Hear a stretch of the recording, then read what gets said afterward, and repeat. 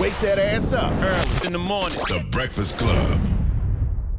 Morning, everybody. It's DJ Envy, Angela Yee, Charlamagne the Guy. We are the Breakfast Club. On this Friday, we got a special guest on the line right now. Our sister, Miss Angela Rye. Good morning. Good morning, y'all. How are you? So How you doing up so early? It's 3:32 on the West Coast. I am up so early because the Breakfast Club rang. All right. I guess we don't have to worry about impeaching him, or do we have to worry about impeaching him? Because you got a couple. Yes, we do. You know, Envy, I knew you were gonna ask this, and what's so crazy is you think about all of the times you've raised this and all of the reasons why. It is one of those things where we got to the point where we would kind of laugh about it, but it was never really a joke. It's one of those things where in our culture, you know, we laugh to keep from crying. It is the thing that we say all the time about so much, whether it's interpersonal things in our families or when you have a crazy president. And this is something that the culture has called from the very beginning. We knew who Donald Trump was before he was ever coming down the escalator, you know, trying to announce his run for presidency. We knew that he was crazy when he was calling Barack Obama, or saying Barack Obama was not a citizen. He's the one who was the chief spokesperson of the birther movement. That's someone who should have really never had a shot at being president. Yet here we are.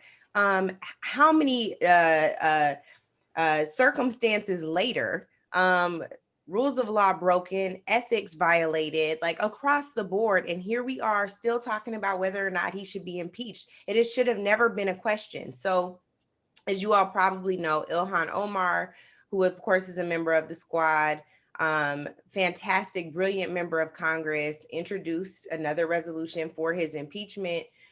Just yesterday, Cori Bush, who is the incoming member from St. Louis, Missouri, introduced a resolution for the members of the GOP in the House to be removed from office for, the quote is, for backing attempts to overthrow Biden's victory, right? They are both complicit and they should be impeached. And removed. And so why don't they just call that a coup? Is that not language they use? Like, oh yeah, but I'm just telling you what specifically what it says in her resolution. But I think many members, and especially now finally members of the media, are calling it an attempted coup because it absolutely was. And so what you see here are the facts that now all of a sudden, I was on air with a Republican who said, you know, over the last 2 weeks, Donald Trump is just, and you're like, the last 2 weeks, he's been doing this the whole time. And I think for us, you know, it's not a direct form of gaslighting, right? It's not the thing where they're like, oh no, the sky is orange, it's not blue. It is really one of those things where we're like, we've been telling you this, and we knew it was going to come down to this. Leonard, you've said for years now that the right-wing media has kind of been ginning some of these things up, whether we're talking about the podcast or radio, or we're talking about what happens on Fox News, right? Or we're talking about what happens on some of their YouTube channels. They've been ginning this up, and they are all culpable.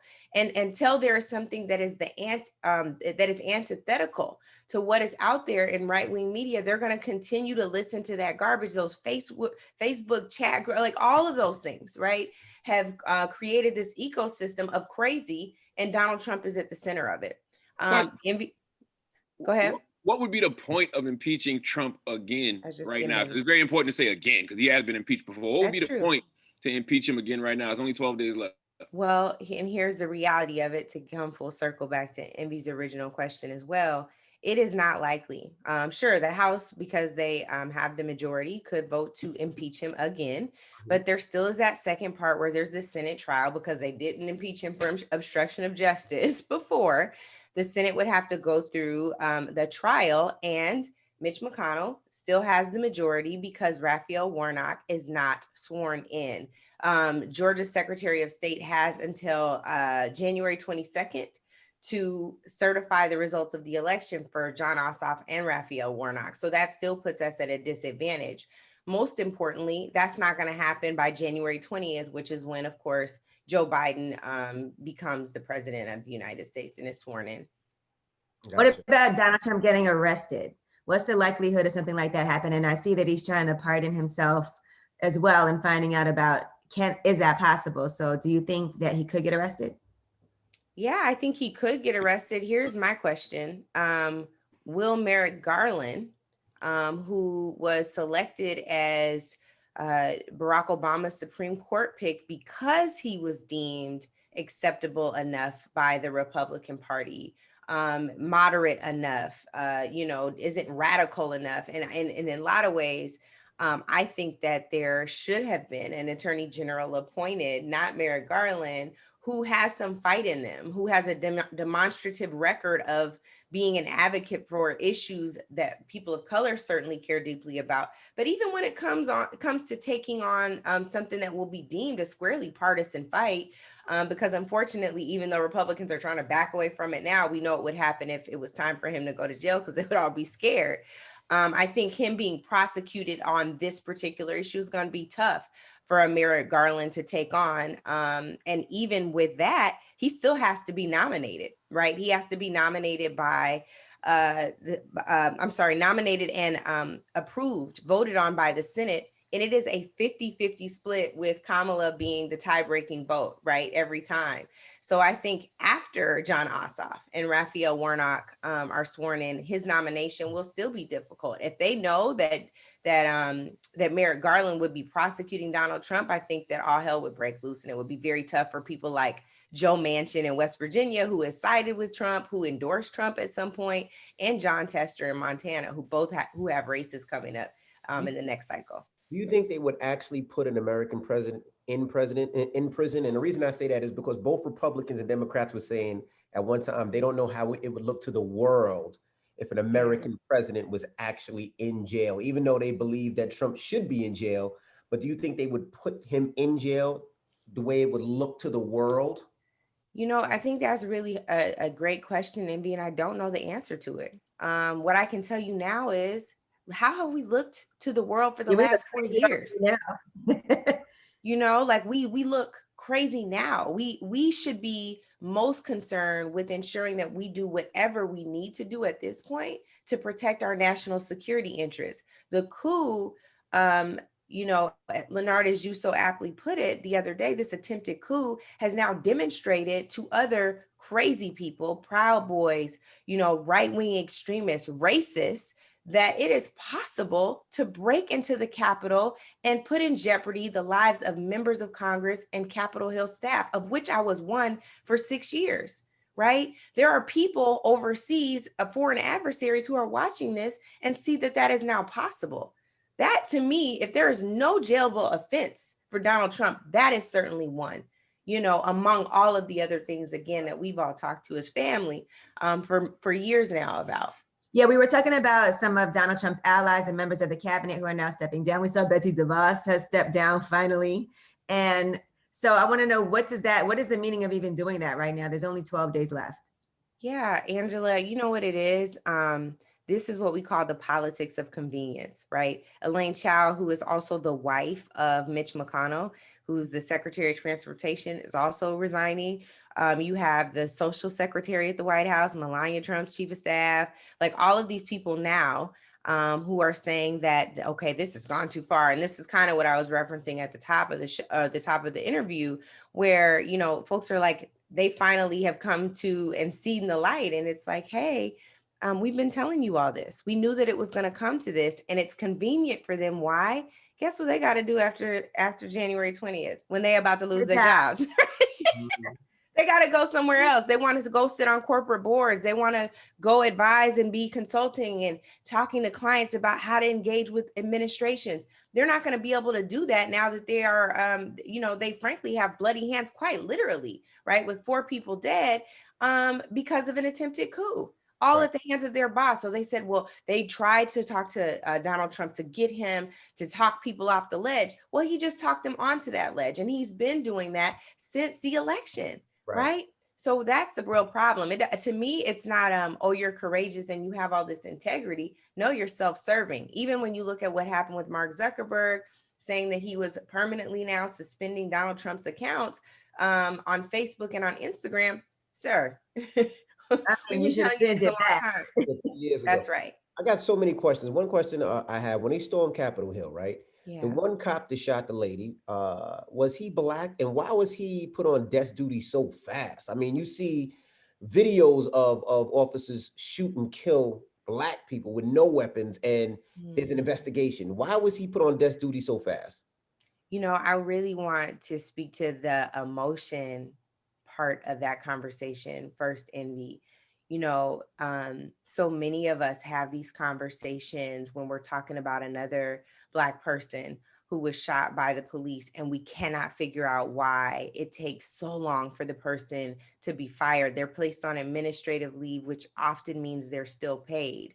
Right. You know, we just saw the other day Jacob Blake's perpetrators are not going to be charged, right? You have all of these instances where these things happen and we did not do anything. Here you have people who are literally storming the Capitol, many of them armed, you know, bombs found, explosive devices found at the Capitol and right near the Capitol, at our RNC headquarters. You have all of these things. Ties, like they were going to kidnap people. They yes, had zip ties yes. You saw pictures with the guy with zip ties, all of these things happening. Even the guy that tased himself and had a heart attack, right? They had weapons that could have put members and staff in harm's way and had the intention to do just that. And yet and still, a Black officer, to your point, was running from them, knowing full well in his mind, Envy, like we're talking about, that if he turns around and shoots these people, he's going to be the one that go to jail. The fact that they bombarded their way with weapons into the Capitol, be damned. And I think that is one of the biggest things. Of course, I was emotional having worked there for so long. I have people on the Hill who are like my family. I'm calling them, crying, trying to make sure they're good. They're people that I couldn't find. And knowing that all of that could happen. You know, Congresswoman Joyce Beatty, it was her first day. Now I'm emotional just thinking about this. It was her first day as CBC chair. And when I'm talking to her, she was like, I can't believe this is happening on my first day as chair. All I wanted to do was make sure that the members are fed. They have a Wednesday lunch. And she wanted to make sure they ordered the, lunches for the members because they still have to be virtual given what's happening with COVID and not being in each other's physical space. So they just done that. And people were coming by to get their lunches so they could do their CBC virtual meeting. And then that happens. That's her first day in that role. Mm-hmm. And so for me, I'm like, there's so much that we're not thinking about, but most importantly, what we are thinking about is the disparity in justice, knowing what we saw over the summer. Dion, who's like a little brother to me in LA, got shot in the face with a rubber bullet and he wasn't doing anything. So how can we watch this happen? We can see Capitol Police opening the gates. There was no plan to deal with this, even though members of Congress, including Congresswoman Waters, she tweeted yesterday, she told him this was going to happen last week. Where was the plan? Why weren't you all talking with other law enforcement agencies to ensure nothing like this could happen? So because white people don't look at other white people as terrorists. That's why. And also many of the folks who were involved in this, best believe we're going to find out real soon. It's a bunch of them who are law enforcement officials, a bunch of them. Remember, go ahead. No, that's what I was wondering. Like, for all your folks on the Hill, how do they feel knowing some of those police officers were aiding and abetting, those rioters? Because that clearly was an inside job. How do you even keep anybody that is a police officer there still working right now? Yeah, I think it's a great question. There actually needs to be a congressional hearing on this. What went wrong? Why did this happen? Like, everyone needs to get background checks again.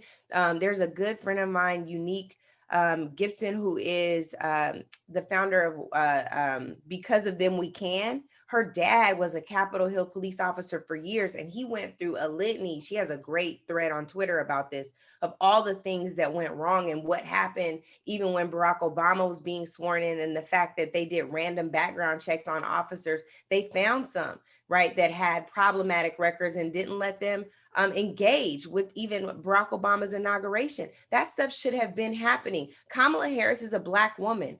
If they're mad now, imagine how they're going to be inauguration week. Exactly. There's a lot that we have to be thinking about. We don't know what this was the beginning of. And again, to us, it wasn't the beginning. And that's why he has to get arrested, because if there's no consequences and repercussions to this attempted coup, what happens next? Yeah.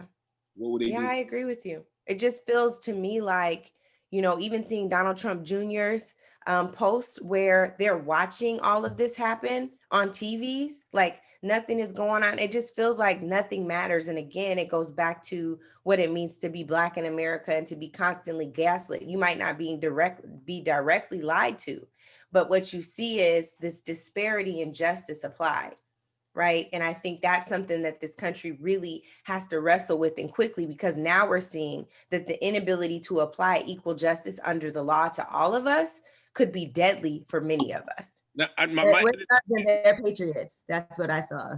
Say it again. I said we're considered thugs and they're considered patriots. Absolutely. And we got to see on the Hill that day, taking down the US flag that they were pissed at Colin about. Taking down that flag that they say we need to wear the flag pin and we need to pledge of allegiance to. They took that flag down, put up a Trump flag. They were carrying Confederate flags all throughout the Capitol, right? If that's the case, now what we see very clearly is that the flag has always been a symbol of white supremacy. Those flags are interchangeable to them.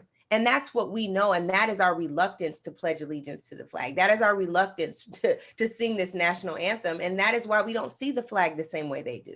Right, real quick, because we got to go, and my internet was going out, so I don't even know if you answered this or not. Number one, can he self-pardon himself? And real quick, what is the 25th Amendment they keep talking about they want to use to get him out? So really quickly on the self-pardon, I don't know the answer to that. That has never happened. I think that is something that will end up being left to the courts. If he attempted to do it, I think that there would definitely be some legal intervention where they say, hey, this isn't possible. This is not how this was designed nor intended. Of course, we know that he's not followed any other rule or law while he's been in office. On the 25th Amendment, of course, that was created when John F. Kennedy was assassinated. And what it has been used, I think, 6 times in history. And the most recent time was when presidents fell ill. It's never been used because of someone's mental incapacity. And I think that the challenge we have here is the same thing. It's timing, right? The same kind of timing we were talking about around impeachment and removal. Just for example, when Gerald Ford became vice president under Nixon, that whole process took 2 months. We don't have that much time. So even though it should be invoked, I don't know that it will be. And I definitely don't see the timeline there. Oh, okay. All right. Well, Angela Rye, we appreciate you for checking in. Thank you so much. Go check out that Hotels, Angela Rye. Your girl Jasmine Sullivan dropped. It's out right now. Oh, I already know. I posted on her thing. I can't wait for this album, so I can't wait to hear it. But I'm not going to let you end on me calling me no damn hotel. So I ain't calling you hotel. I just know you enjoy a good hotel, and the album came out. That's all. Okay, fair enough. I'll go enjoy the hotels. Y'all enjoy your morning. All right. It's Angela Rye. Good morning. Room is on the way.